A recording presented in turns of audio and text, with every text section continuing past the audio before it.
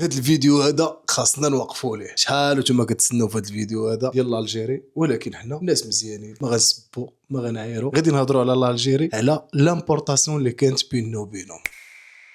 واش عمرك سولتي راسك كيفاش جوج دول عندهم حدود مشتركه اكثر من 1500 كيلومتر ولكن التجاره بيناتهم تقريبا منعدمه؟ المغرب والجزائر جوج دول كبار في شمال افريقيا، جوج اسواق كبيره وجوج اقتصادات عندهم امكانيات ضخمه، ولكن في التجاره بيناتهم قصه مختلفه. السلام عليكم الاخوان، معكم يونس السالمي في حلقه اللي هي سبيسيال من سلسله ما وراء الارقام اللي كنهضروا فيها على بزاف ديال الحوايج، لامبور ليكسبور. كنديروا تحليل التقرير ديال المكتب الوطني للصرف وكنحاولوا نقلبوا فيه على لوبورتونيتي فين كاينه. خليكم معنا.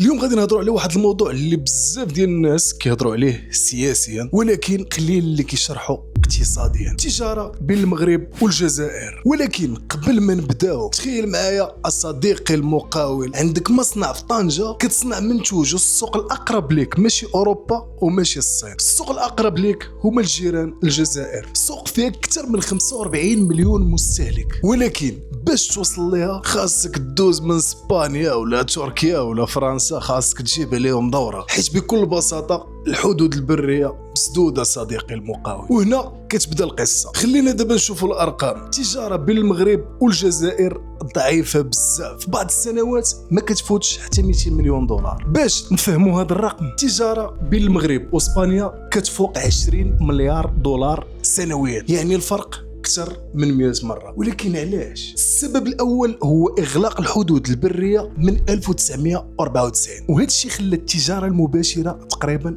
توقف. ولكن هنا كاين واحد المفارقة، السلع المغربية مازال كتدخل الجزائر والسلع الجزائرية مازال كتدخل المغرب، ولكن بطريقة غير مباشرة عن طريق دول اخرى. مثلا منتوج مغربي كيمشي لاسبانيا ومن بعد كيدوز للجزائر، يعني التجاره كاينه والدوره طويله والتكلفه كبيره. وهنا كنرجعوا لواحد الفكره مهمه في التجاره، القرب الجغرافي هو كنز اقتصادي، ولكن الى الحدود تسدات الاقتصاد كيبحث على طرق اخرى. تخيل معايا ثاني يا صديقي المقاول، عندك شركه ديال النقل، لو كان الحدود مفتوحه ما بين المغرب والجزائر الشاحنات تقدر توصل من كازا لوهران في اقل من نهار، 24 ساعه. ولكن اليوم هذه الرحله ممكن تدوز من موانئ اوروبا، يعني الوقت كيزيد والتكلفه حتى هي كتزيد. وهنا كيبان واحد الدرس اقتصادي مهم في التجاره الدوليه. الجغرافيه كتقرب الاسواق، ولكن القرارات السياسيه تقدر تبعدهم. وفاش كتسد الحدود التجاره ما كتوقفش، غير كتبدل الطريق، ولكن الطريق الطويل ديما كيكون غلا، والثمن في الاخر كيخلصوا الشركات وكيحسوا به المستهلكين. دابا اجي نرجعوا للاتفاقيه التجاريه. المغرب عضو في عده اتفاقيات مهمه اللي فتحت لها اسواق كبيره في العالم، مثلا اتفاقيه التجاره الحره مع امريكا اللي دخلت حيز التنفيذ سنه 2006 وخلات آلاف المنتجات المغربيه توصل مباشره للسوق الأمريكي. المغرب هو البلد الوحيد في قارة أفريقيا اللي لديه اتفاقية مثله اتفاقية تبادل الحر مع الولايات المتحدة. وكاين اتفاق الشراكه اللي مع الاتحاد الاوروبي، والاتحاد الاوروبي اليوم كيتعتبر اكبر شريك تجاري للمغرب وكيستقبل اكثر من 60% من الصادرات المغربيه. وزيد على ذلك المغرب عضو في بزاف ديال الاتفاقيات الافريقيه، بحال اتفاقيه التجاره الحره الافريقيه اللي الهدف ديالها تسهيل التجاره ما بين اكثر من 50 دوله افريقيه. وهذا الشيء كامل خلى المغرب يولي منصه صناعيه للتصدير، خصوصا في مجالات بحال السيارات، الطيران، الفلاحه والفوسفور. ولكن إلا رجعنا شويه للتاريخ القريب كنلقاو ان فكره التكامل الاقتصادي بين المغرب والجزائر ماشي فكره جديده. في 1989 تاسست منظمه اقليميه مهمه اللي هي الاتحاد المغاربي، وهذه المنظمه كانت كتجمع 5 دول اللي هي المغرب، الجزائر، تونس، ليبيا وموريتانيا. الهدف ديالها كان واضح وطموح، سوق مغاربيه مشتركه كتشبه شويه التجربه الاوروبيه، ولكن هادشي كامل ما كملش، بقى غير الطموح. ها كنضحك يعني حريه تنقل السلع، تسهيل حركه الاستثمارات وتقويه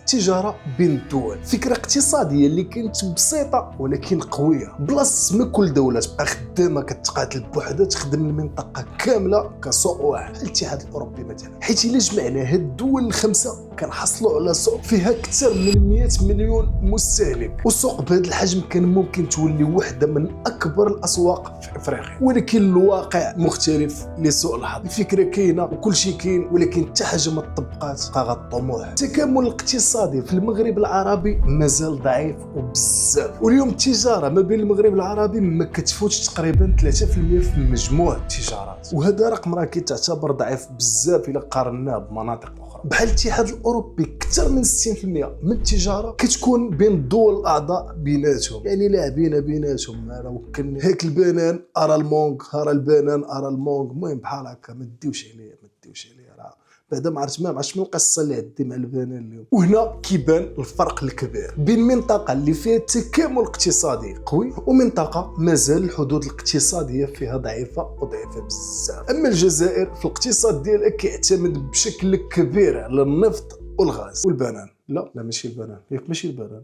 لا ماشي. يعني صادرات الطاقه كتشكل اكثر من 90% من صادرات الجزائر، وهذا كيتعتبر فرق كبير في بنيه الاقتصاد. المغرب اقتصاد اكثر تنوعا، والجزائر اقتصاد طاقي بالاساس، ولهذا الاقتصادين كان ممكن يكونوا مكملين لبعضهم واكثر من كونهم متنافسين. المغرب يصدر المنتجات الصناعيه والفلاحيه، والجزائر يوفر الطاقه وتستثمر في الصناعه. ولكن هذه الامكانيات الكبيره بقات لحد الان اكثر في مرحله الامكان من مرحله التطبيق. وكيجي هنا واحد السؤال اللي مؤلم شويه: كيفاش جوج الشعوب اللي عندهم نفس اللغه ونفس التاريخ ونفس الدين يبقاو مفصولين بقرارات سياسيه؟ وكنقولوا ديما الحدود بين الدول صنعتها السياسه، ولكن الروابط بين الشعوب صنعتها الثقافه والدين والتاريخ. وحتى هادشي اللي كنضحكوا فيه دابا ما تقلقوش عندنا الاخوه الجزائريين اللي شفتوا هاد الفيديو، راه كنحاولوا نضحكوا، حنا ما بغيناش الفتنه وخاوة. وفي الاخر كتبقى حاجه وحده اكيده اللي هي الدول ممكن تختلف في المواقف، ولكن الشعوب كتبقى مربوطه بالروابط، حيت في النهايه اللي جمعوا التاريخ صعيب تفرقوا السياسه. وهنا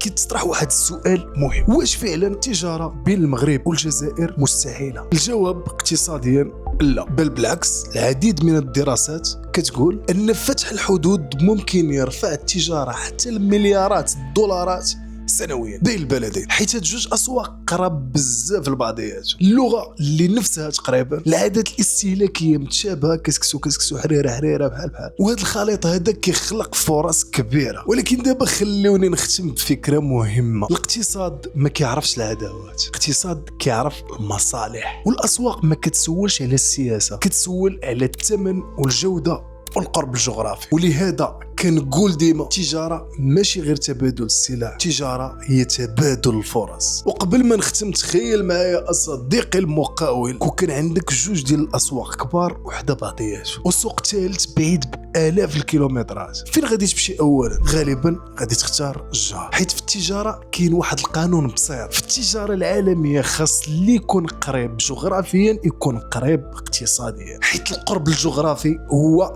كنز اقتصادي. الا وصلتي حتى لهنا صديقي المقاول ما تبقاش غير متفرج، فكر معايا وخلي لي في التعليقات واش كتشوف بان فتح الحدود ما بين المغرب والجزائر ممكن يفتحوا فرص اكبر للشركات. ودير لايك للفيديو الى عجبك هذا النوع ديال التحليل، حيت هنا ما كنشوفوش الارقام، كنشوفوا ما وراء الارقام. وبان عندي نشوفك في الحلقه الجايه، وهذا ما كان.